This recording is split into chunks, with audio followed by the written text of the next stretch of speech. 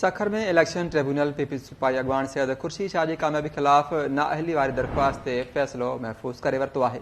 बिल्कुल नाज़रीन, अवां ॿुधायूं पिया इलेक्शन ट्रिब्यूनल पीपल्स पार्टी अॻवान खुर्शीद शाह जे कामयाबीअ ख़िलाफ़ नाअहली वारी दरख़्वास्त ते वकीलनि जा दलील ॿुधण बाद फ़ैसिलो महफ़ूज़ करे वरितो।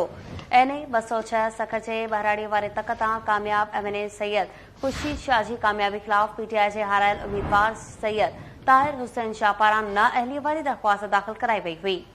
इलेक्शन ट्रिब्यूनल पर जज जस्टिस ज़फ़र अहमद राजपूत केस जी ॿुधणी कई, जॾहिं त दरख़्वास्त गुज़ार सैयद ताहिर हुसैन शाह पारां खुर्शीद शाह ख़िलाफ़ असासा लिकाइण ऐं चूंडुनि में धांधली करण जा इल्ज़ाम लगाया विया हुआ। अदालत में ॿिन्ही धुरियुनि जा वकील निसार अहमद बंभरो ऐं मुकेश कारड़ा तोड़े वास्तेदार पेश थिया ऐं दलील ॾिना विया, जॾहिं त अदालत वकीलनि जा दलील ॿुधण बाद लिखत में जवाब दाख़िल कराइण लाइ बाद नाअहली वारी दरख़्वास्त ते फ़ैसिलो महफ़ूज़ करे वरितो आहे।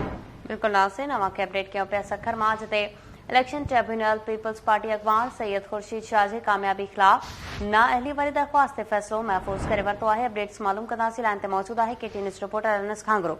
जी अनस, अपडेट कजो। जी सवा बिल्कुल सखर जी इलेक्शन ट्रिब्यूनल अॼु पीपल्स पार्टी जे MNA सैयद खुर्शीद अहमद शाह जे कामयाबीअ ख़िलाफ़ PTI जे हारायल उम्मीदवार सैयद ताहिर हुसैन शाह जी दरख़्वास्त ते अॼु वकीलनि जा दलील ॿुधण बैदि नाअहली वारी दरख़्वास्त ते फ़ैसिलो महफ़ूज़ करे वरितो आहे। सखर जी इलेक्शन ट्रिब्यूनल जे जज ज़फ़र अहमद राजपूत पारां नाअहली वारी दरख़्वास्त ते केस जी ॿुधणी कई वई। अदालत में सैयद खुर्शीद अहमद शाह जो वकील मुकेश कारड़ा, जॾहिं त दरख़्वास्त गुज़ार सैयद ताहिर हुसैन शाह जो वकील निसार अहमद बंभरो पेश थिया। अदालत में ॿिन्ही धुरियुनि जे वकीलनि पारां पंहिंजा दलील ॾिना विया ऐं लिखत में जेके आहिनि सो काग़ज़ ऐं दलील जेके आहिनि सो उहे पिणु जमा कराया विया। अदालत पारां ॿिन्ही धुरियुनि जे वकीलनि जा दलील ॿुधण बैदि नाअहली वारी दरख़्वास्त ते फ़ैसिलो महफ़ूज़ कयो वियो आहे।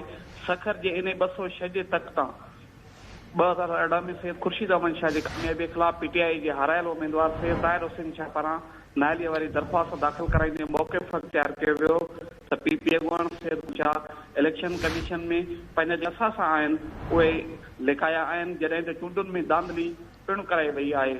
मुख़्तलिफ़ वक़्तनि ते इलेक्शन ट्रिब्यूनल में केस जूं ॿुधणियूं थियूं, शाहिदनि जा बयान रिकॉर्ड कया विया ऐं जेके आहिनि सो अॼु वकीलनि पारां पंहिंजा दलील मुकमल करे वरिता। अदालत पारां वकीलनि जा दलील ॿुधण बैदि सैयद खुर्शीद अहमद शाह जी कामयाबीअ ख़िलाफ़ नाअहली वारी दरख़्वास्त ते फ़ैसिलो महफ़ूज़ करे वरितो आहे। जी